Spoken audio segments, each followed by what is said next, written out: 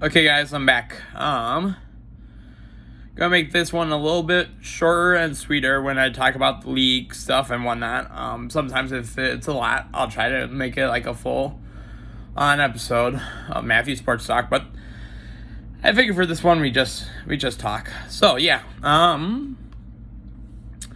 remember it was about last year, I believe it was. Daniel Jones signed his extension that was worth $40 million a year. Guess what happened? If you didn't know, he got injured. He tore his ACL. And if I wasn't wrong, yes, I was right.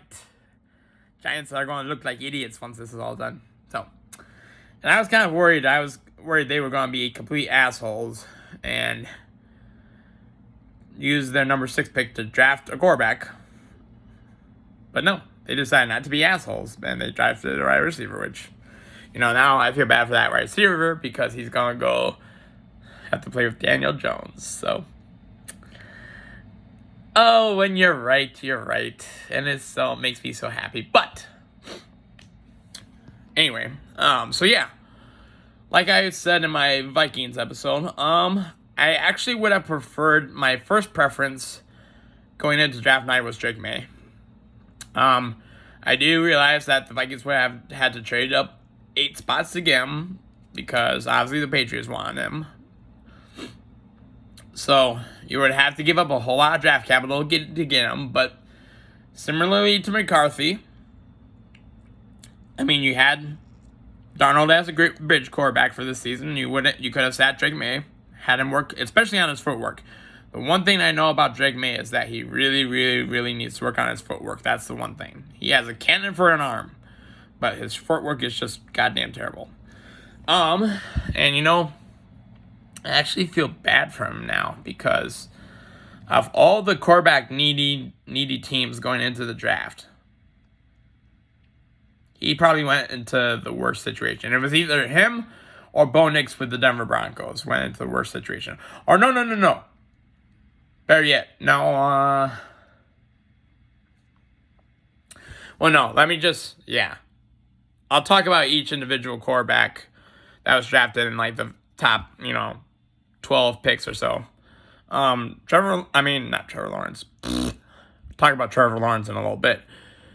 Caleb Williams, he's set up for success. He's got the weapons. It all depends on his development, so there's that. Jane Daniels, Dan Quinn is the coach, but, and you have, I believe, their offensive coordinator is Cliff Kingsbury. So I'm like, ugh. I don't know about that, but I think it'd be all right. Drake May, God, the Patriots are going to ruin him. I feel so bad for him. He's going to get ruined because, they do have Jacoby Brissett in place, which, if I were the Patriots, start Jacoby Brissett. I wouldn't even play Drake May, regardless of how the season goes. First year, I would not.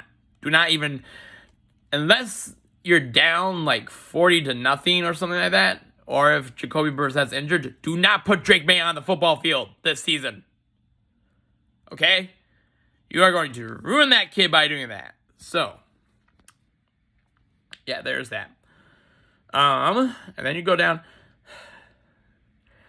Then you go down to the surprise of the draft with the 8th pick, the Atlanta Falcons selecting Michael Penix Jr.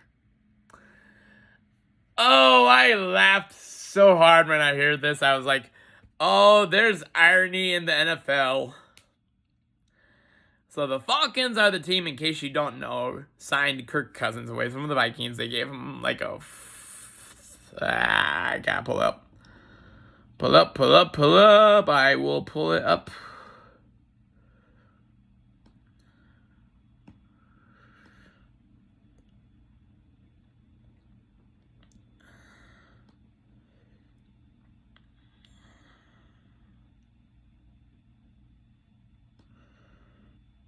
Free agent signing. Trying to remember what. Oh, wait. We can just go to the Falcons.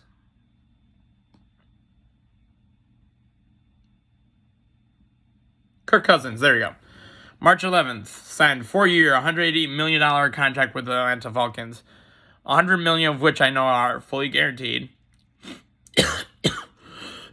So, that comes out to $45 million a year. So you sign Kirk Cousins to a 4-year, $180 million contract, $100 million guaranteed. That's $45 million a year. And then you draft Michael Penix Jr. with the 8th overall pick. I understand drafting a quarterback, but with the 8th overall pick after you just signed Kirk Cousins? I normally don't give out Fs as draft grades because F I consider failure, and you can't call someone a failure until you see them play. But the Falcons' first round draft grade is D. D for dumb. Dumb, dumb, dumb, dumb, dumb.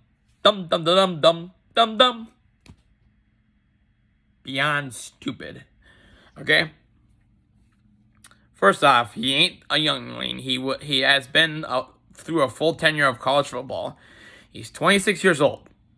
So, unless Kirk Cousins gets injured, the earliest that you're going to be able to get productivity out of Michael Penix is when he's 28. 28 years old. If there was one quarterback who was drafted in the first round that needed to hit the ground running and not sit on the bench, was Michael Penix. So that screws up his development. Excuse me. So yeah, that screws up his development. And also, in case no one knows, the most valuable thing in the NFL is the rookie contract. That is 4 years total, where you're paying a guy maybe $10 million at the most. So that's a 4-year contract that's could be up to $40 million. One of the most valuable things in the NFL. And especially with quarterbacks, because after that 4 years, then nowadays it's like they go from having to be paid $10 million a year to being paid $50 million a year. It's a big jump. So, Falcons just pissed away 2 years of Michael Penix's contract. Bravo, Falcons. And, Kirk Cousins, Kirk Cousins didn't know until they were submitting the pick. They gave him a notice that they might be drafting a quarterback, but they sure didn't say that it was going to be with the number 8 overall pick. So, Falcons, I don't get it. Probably the second dumbest move I've ever seen in the NFL besides passing and not handing it off to Marshawn Lynch, a.k.a. Beast Mode, in the Super Bowl. Second most dumbest decision ever, all right? Because he kind of alienated Kirk Cousins. And Michael Penix, who's 26, is now stuck on the bench for 2 years unless, something happens to Kirk Cousins. Which, injury is one thing. If Kirk Cousins stinks up the joint, then you have a whole other situation. Now the waste is on Kirk Cousins' contract, which is worse. Because, you can't get out of that contract. It's a 4-year contract. The first 2 years are fully guaranteed. You can't get out until after those first 2 years. So either you're wasting 2 years of Kirk Cousins' contract, or you're wasting 2 years of Michael Penix's contract. So, way to burn that money, Atlanta Falcons. So, yeah. There's that. All right. Now we go to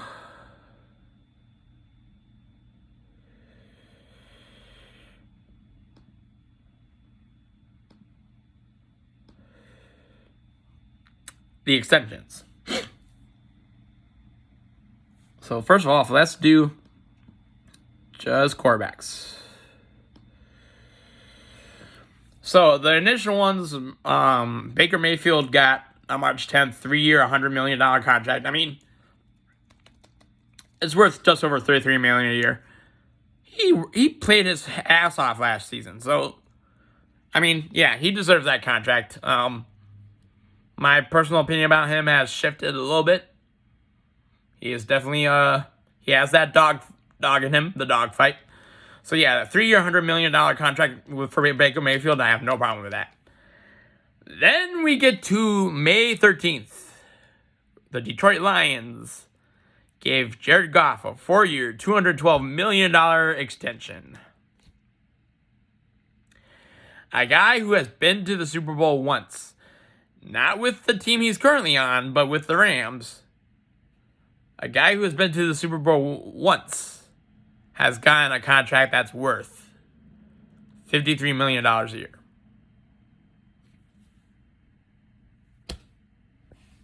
I mean, hey, Detroit Lions, do whatever the fuck you want. As a Vikings fan, this makes me happy because you know what? Money you gave him giving Jared Goff is less money than you're giving to somebody else that you need. And Jared Goff, I mean, yeah, he did lead you guys to, you guys had a great season last season. And you got all the way to the NFC Championship game until you absolutely shit your pants in that game. So, you want to give Jared Goff $53 million a year? Go right ahead. I mean, this year you might be able to contend. After that, trust me, the NFC North ain't going to get easier. Packers are going to get better. Vikings are going to get better. Bears are going to get better. Lions, you might have just blown your best shot at winning a Super Bowl or winning. You might have blown your best shot at trying to win a Super Bowl in the near future. Just saying. All right, so yeah, Jared Goff got a $53 million a year extension. That is what it is. Then we get to what happened 5 days ago. Trevor Lawrence. 5-year, $275 million extension with the Jaguars. Once again, why?